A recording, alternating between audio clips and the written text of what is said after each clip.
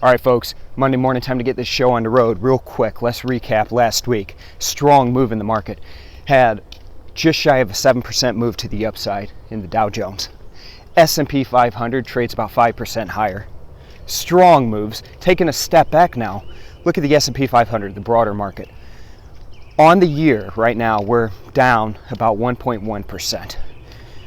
At one point in time, we were down as much as 30% in the S&P 500. So what's been one of the most rapid bear market moves that we've ever seen has been followed by an absolute insane recovery.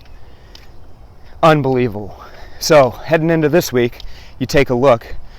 We're still about an hour and a half out from the open, but we've got the markets trading higher across the board.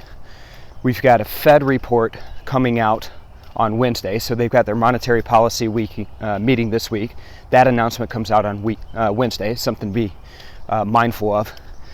Look at some of the other markets. We had those OPEC production cuts that we talked about last week. Those were extended over the weekend for another month. That's got oil trading higher. We're now at $40 a barrel in WTI.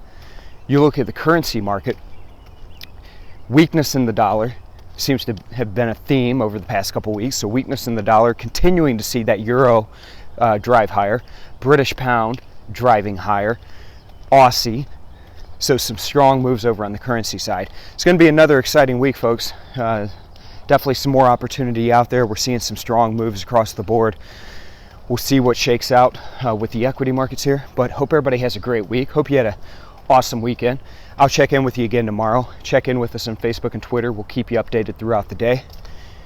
And again, let's have a little bit of fun and let's do something nice for someone else. Take care, folks. Bye-bye.